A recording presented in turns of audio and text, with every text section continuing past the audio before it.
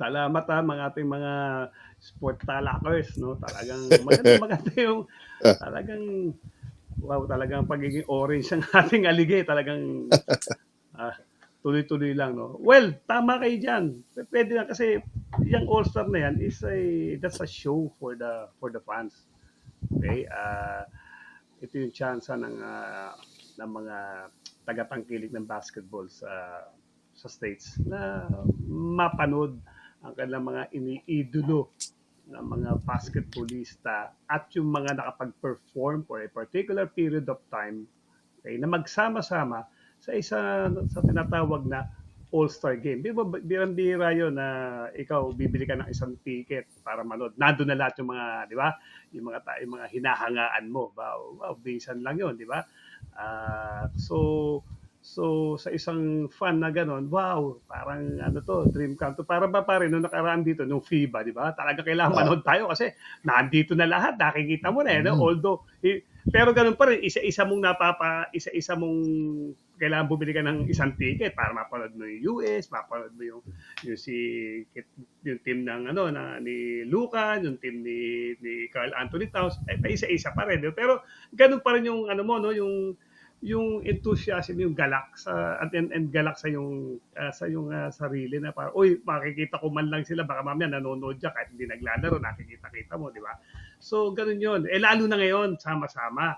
Ngayon, ang tanong, 12 lang no per team eh. So iakyat ng 15. Pwede, may punto. Considering kasi pare, itong NBA kasi consists of 30 teams eh. mhm. Okay, all in all eh, di ba?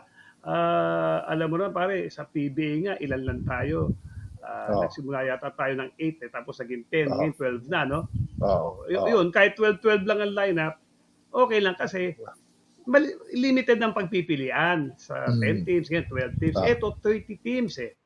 So, maraming mga talent na kumbaga natatalo sa voting, mayroong maganda performance na pag sinasabi, deserving na mapunta doon. Okay? Marami kasi itong current na nakita ko na lineup, may mga players na sana nandun. The likes of si Sabonis ng Sacramento, wala mm, dyan, maganda oo, laro. O mahusay yun. si Harden sa ating MVP, itong mga past games siya, maganda nilalaro niya. Ito yung mga players, ang kagandahan kasi dito sa All-Star na to, yung nagbo-vote, kasi yung mga tao kasi, talagang binabase nila sa mga talagang performance eh. Hindi dahil star ka, uh, in your own right, pero yung performance, napapansin nila, so nabibigyan sila ng reward ng makapaglaro dito sa All-Star. Kung titingnan mo, pagdating sa ating mga Pinoy, parang it doesn't ring a bell yung pangalan. Pero pag nandun sa Amerika, sikat yan. For example, Mhm. to si Marcanen ng Utah, magaling maglaro to. Oo, matangkad, Di ba? deadly. Matangkad si Gobert ng Minnesota. Gobert, Wala oh, yan, wala sa mga defensive player of the year. Porzingis, o itong star, si Kyrie Irving, hindi na yun. Si Jarrett Allen ng Cleveland. Mhm. Naku, para yung dalawa, si Holmgren tsaka si Wembanyama, ang sarap sanang kasama yan, di Sama, ba? oo. Di ba? Di Mm. ba? Okay, si Fox sa Sacramento, si Jimmy Butler. Madaming ano si Murray ng Denver. At Mhm. wala.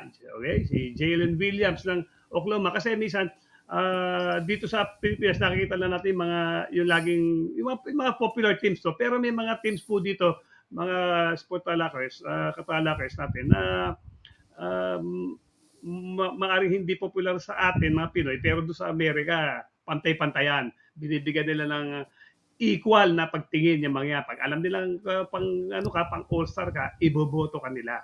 At hindi lang yon, mismo yung lugar mo ang magpupush eh na Mhm. mapasama ka diyan, di ba?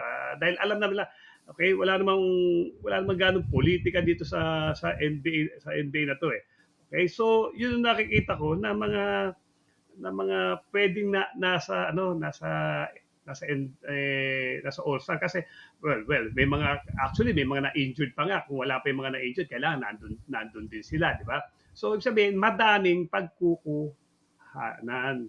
Okay, para at least medyo mapasaya palalo yung mga fans nung mga for example, 12 magiging 15, 6 na players dito, 3-3 di ba? So may kanya-kanya mga fan following din yan eh. So lalo pang napapasaya yung mga fans nandito. Ngayon, ang tanong, baka mahirap pagdating sa sa endgame. Okay lang po yun kasi yan all-star yan.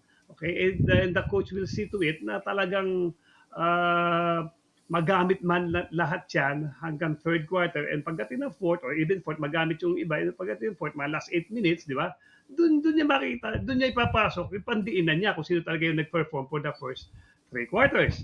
Okay lang naman yung ganyan madami, pero at least masaya-masaya yung mga fans. They get to see their favorite player sa NBA. Although, siyempre, yung current ngayon, nakita ko naman talagang mga deserving din naman yan. Pero siyempre yan, may mga iba kasi niya, mga first time eh. Sila Jalen Brunson, okay, mga first time na nandiyan.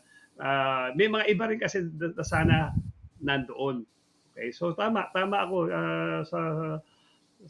sang-ayon ako, sorry, sa sinabi ni Redick with regards sa pataasin ang lineup.